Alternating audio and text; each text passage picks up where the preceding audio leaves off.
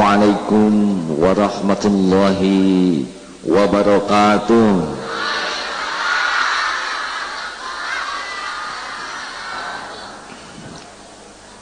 Alhamdulillahi rabbil alamin. Allahumma salli wa sallim wa barik ala Muhammad wa ala alihi wa ashabihi ajma'in, amma ba'du. Kajian kita kali ini, kita akan berprestasi kalau hati selalu resah. Rumah indah tidak jadi jaminan. Bahkan tidak jarang mobil bagus, rumah bagus penambah stres. Ya, katanya orang yang paling tenang di masjid adalah yang pakai sendal jepit kiri dua-duanya. Dan yang paling stres itu adalah yang sendalnya sendal bagus, mahal, dan belum lunas. Ya, oleh karena itu di negeri ini paling mahal ketenangan. Di Singapura mahal tenang. Dalam 7T pesanan yang harus dibahas hari ini, kita harus tahu bahwa tenang itu tidak akan didapat oleh dunia berikut isinya. Tenang itu cuma satu jalannya. Ala bidzikrillah tatmainnul qulub. Camkan, hati ini hanya akan tenang dan tentram kalau kita ingat, yakin kepada Allah.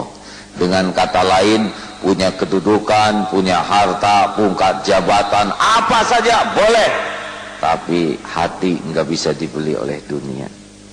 Alhamdulillah, dengan keadaan saya tabligh keliling kemana-mana begini Pak, saya ketemu dengan orang yang sangat kaya sekalipun, tetap saja ceritanya itu cerita derita.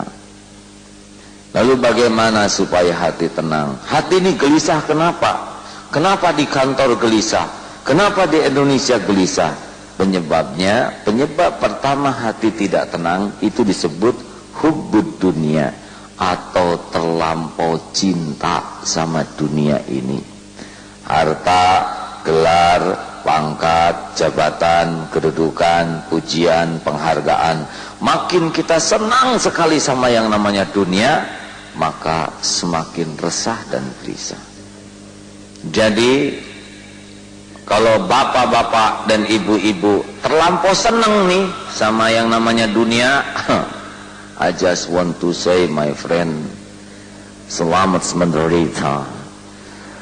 No way man, tidak ada jalan. Seperti apa pecinta dunia? Ya itu, yang pikirannya mikirin yang nggak ada aja. Baru juga beli tas, lihat teman punya tas baru, bagus, tasnya, sayang saya pakai beli yang ini, gitu. Padahal belum lunas, dongkol, menderita.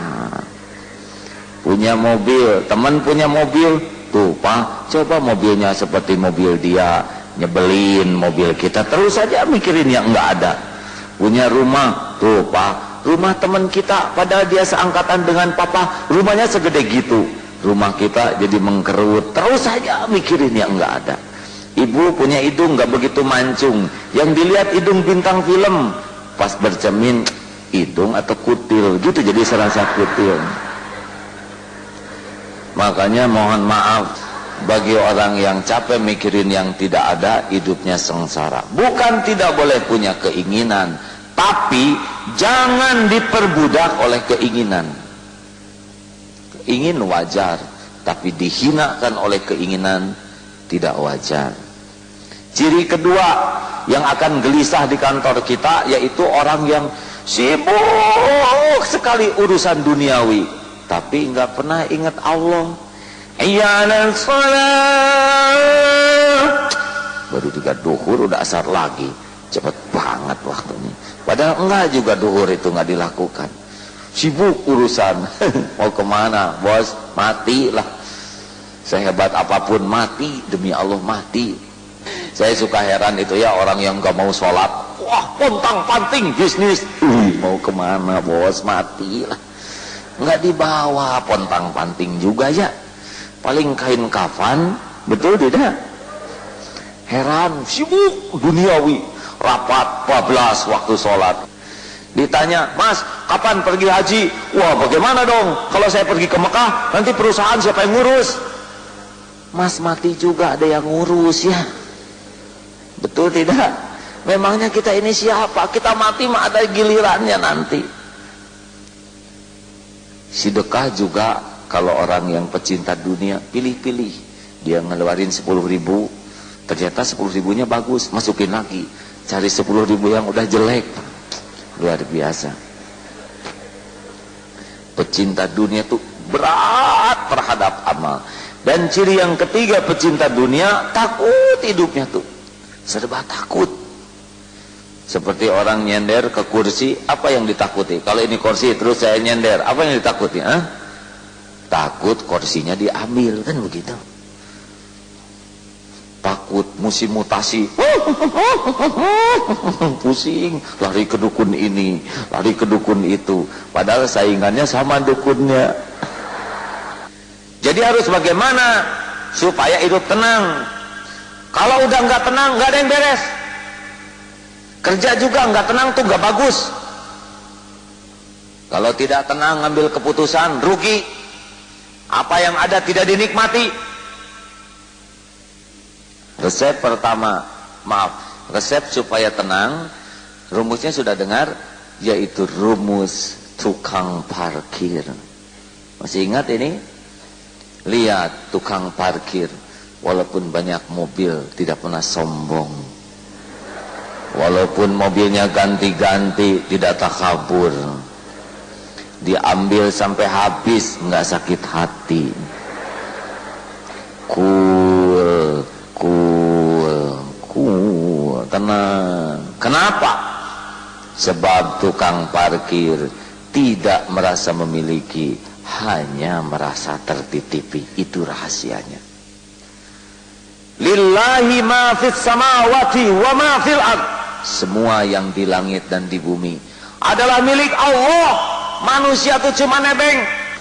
Makanya saya mah suka heran lihat yang jreng padahal mati itu. Makanya nggak usah pakai sombong lah ya.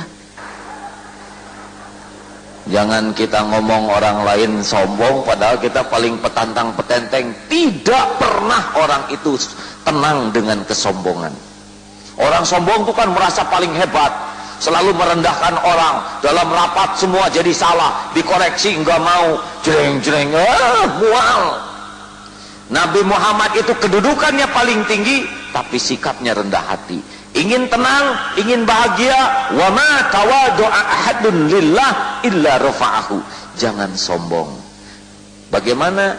Jangan merendahkan siapapun, hati jadi tenang. Makin sering merendahkan orang, makin petantang petenteng, tidak akan pernah tenang. Percayalah Bu, Pak, tidak akan mulia dengan petantang petenteng. Mulia itu hanya dengan tawadu, rendah hati. Nabi Muhammad aja paling top, puncaknya begitu rendah hati. Apalagi kita yang rendahan begini ya, masa tinggi hati. Pernah dulu di sebuah kantor tentara, suaminya jadi komandan, ternyata istrinya panglima.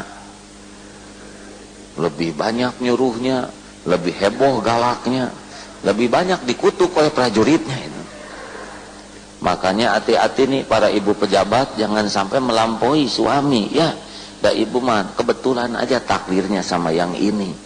Kalau salah lahir, ibu lahir di orang tua pembantu, pembantu lahir di orang tua ibu, pembantu kita istrinya suami ya.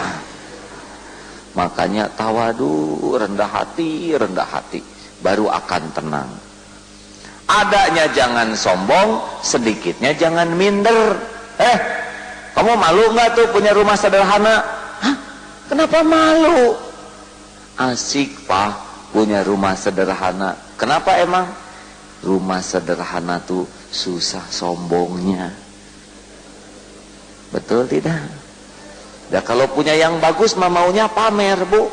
Coba ibu kalau punya barang sangat bagus, misalkan punya gelang 20 biji. Mau pada kemana sih? Kalian itu mau apa? Bukan tidak boleh punya gelang.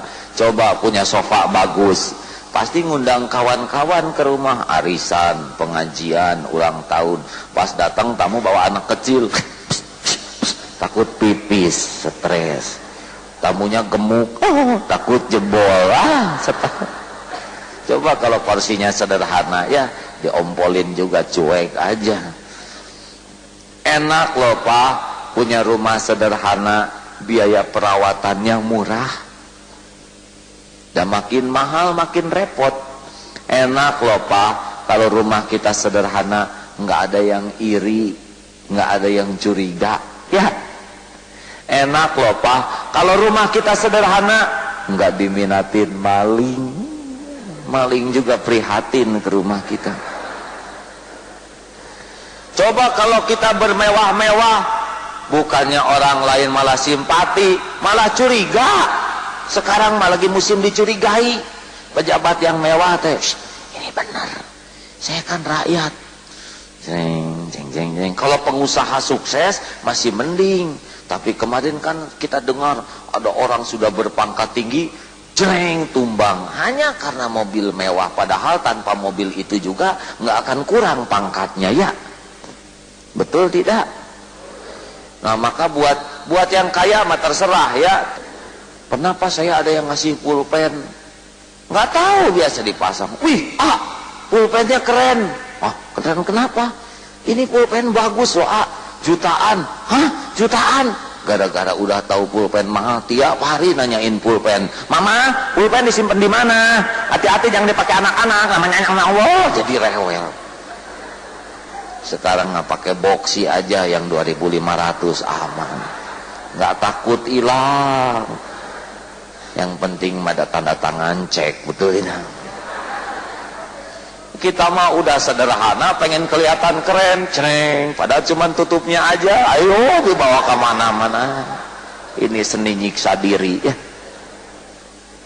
Ayo, nggak musim sekarang mah mewah-mewahan tuh, ya. Mewah itu bukan mahal.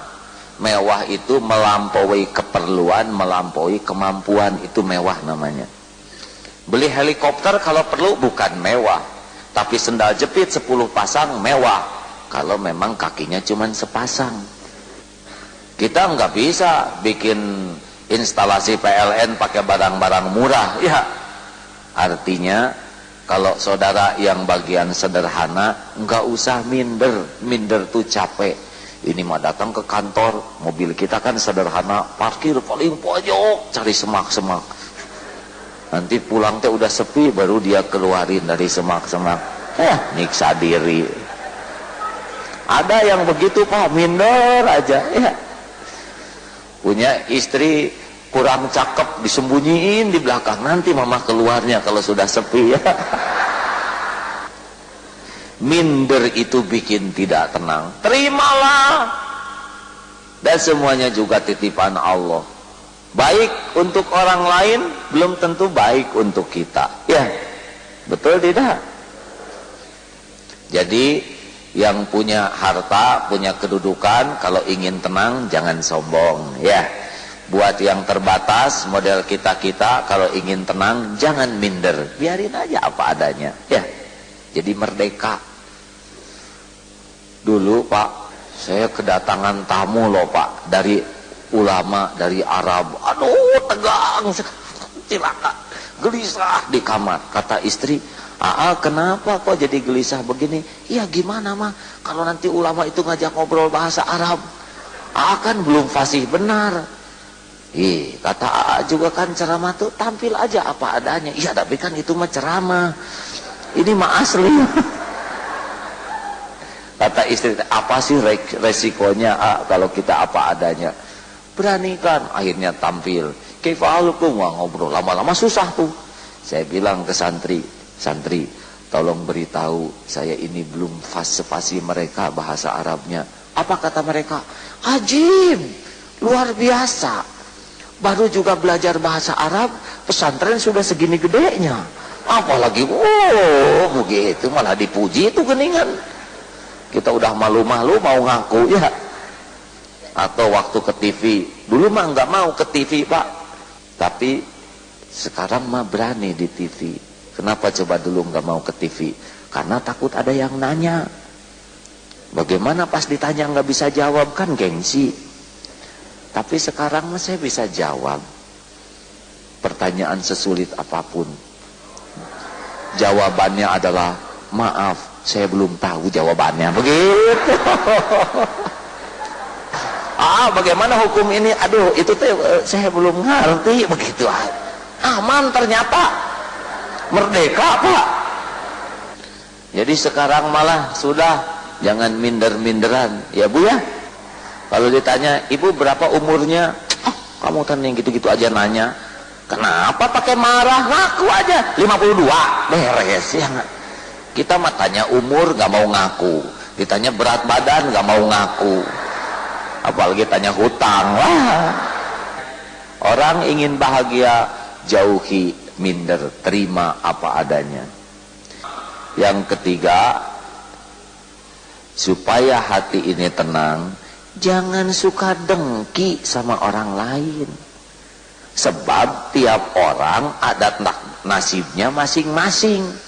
Kita itu sengsara tuh bukan mikirin rezeki sendiri, kita itu sengsara mikirin rezeki orang, ya. Orang naik pangkat, kita naik tensi. Aneh. Bener bangsa ini teh babak belur teh karena pendengki. Masih ingat cerita dari Gus Dur dulu? Wah, kapal pecah. Tiba-tiba muncul dari orang Perancis, tiba-tiba muncul orang Inggris, tiba-tiba muncul di balok kayu lagi begini di atas balok, tiba-tiba ada botol.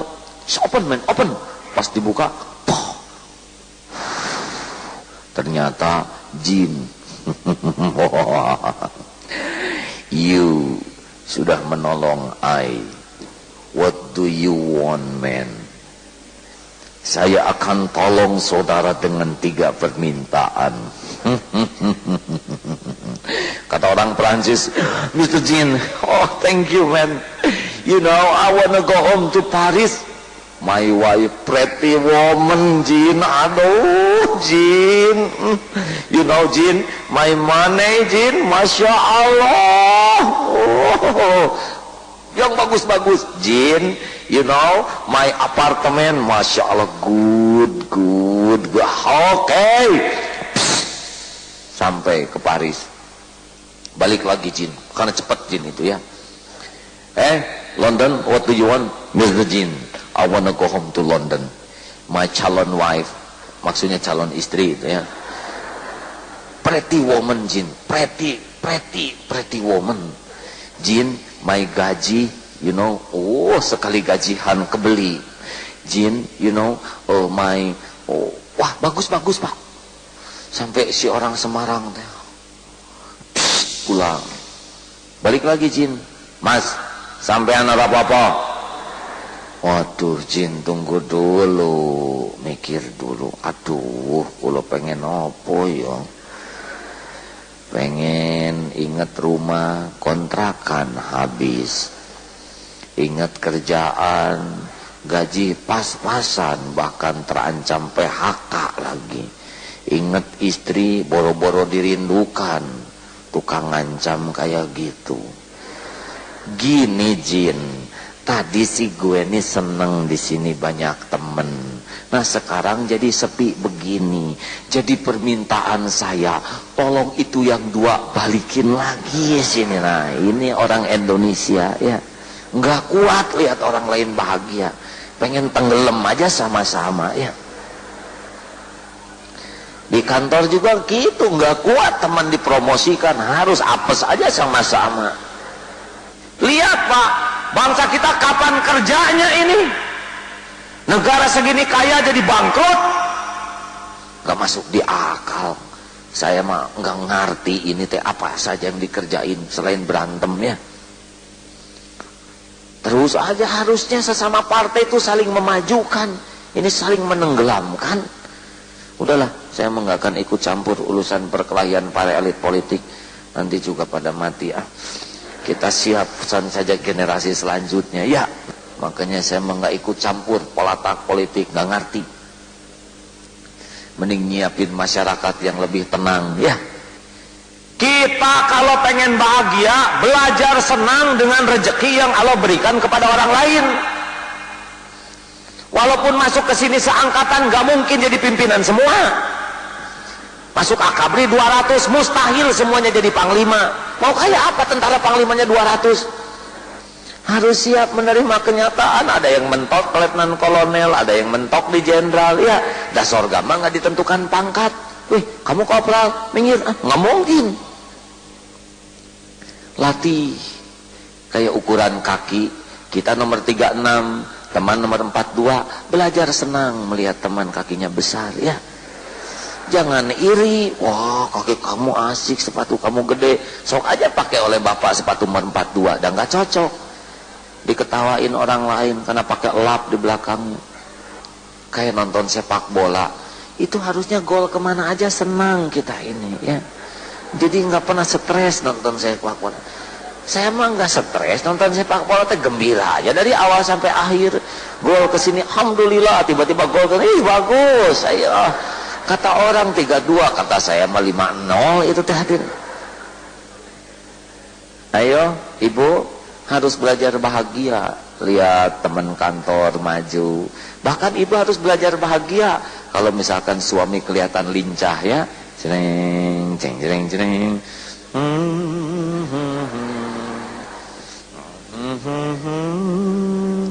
Fall in love. Wah, si bapak kenapa jadi puisi terus? Terang bulan di tepi kali ya. Pokoknya kalau sudah sering dandan, minyak wangi ganti-ganti, banyak baca puisi, itu gejala ya. Gejala suami dalam normal, begitulah. Daripada papa selampat selumput di belakang jadi dosa. Kenapa? Terus terang saja, kan papa paling senang dengan wanita, sedang wanita itu adalah kaum saya. Saya tuh senang lihat wanita lain ikut maju. Kalau toh papa mau menikah lagi, pastikan dengan wanita, sedang wanita itu bangsa saya. Mengapa saya sedih? Kita buat tim yang kompak. Syaratnya cuma 3 kalau bapak mau nikah lagi. Pertama, didik saya supaya bisa kuat iman. Yang kedua, sing adil. Dan yang ketiga, langkahi dulu mayatku. Ayo, belajar senang Dongkol, dengki, sok aja. Tapi udah nggak akan robah takdir Allah dengan kedengkian kita ya. Bapak sebel teman bapak dipromosikan, selamat menderita. Makin kita sebel, makin menderita. Lihat wajah dia, sebel banget kok wajah lu jauh. Tiba-tiba mau ke kantor, masuk ke dalam lift, ada dia, tak usah ya, lebih baik naik tangga aja. Kepaksa lantai 6 dia naik tangga. Pas mau ke WC, tok tok tok, siapa nih? Saya. Dia. Tak usah ya, bekas dia. Amit-amit. Kepaksa dia beli pampers begitu. Lagi makan, tuh lihat kayak kuda Nil, lihat makalnya sekali dikunyah. Sekali banget coba gitu. Dia enak makan, kita nggak makan-makan. Dan yang paling apes mau tidur, Pak. Terus aja ngobrolin yang didengkinya. Sedang yang diobrolin udah tidur. Sayangnya kedengkian kita tidak akan merubah takdir Allah. Selamat berbahagia bagi saudara yang menikmati kebahagiaan orang lain sebagai kebahagiaan diri kita. Nyarinya jangan licik. Licik tuh capek. Adanya jangan sombong karena titipan Allah. Sedikitnya jangan minder karena itu juga milik Allah. Lihat orang lain jangan dengki karena Allah yang ngebagiin. Nyarinya jangan licik. Lihat di Indonesia, saya tuh nggak ngerti kenapa ya orang teh pada licik begitu ya. Padahal licik tuh udah tidak nambah rezeki atau korupsi segala macam tuh hanya bikin aib. Udah punya juga disembunyiin. Ada tuh yang hutannya jutaan hektar, ternyata rezekinya di Nusa Kambangan ya. Dan rezeki mah cuma 3, yang dimakan jadi kotoran, yang dipakai jadi usang, dan yang dinafkahkan di jalan Allah. Selebihnya mengaku-ngaku. Jangan ibu, bapak, gajah aja nggak sekolah gemuk-gemuk, masa kita nggak kebagian? garong aja penjahat dikasih rizki, masa kita jujur nggak dikasih ya? Cecak makanannya nyamuk, nyamuk punya sayap, cecak tidak punya sayap. Apa pernah lihat cecak yang stres?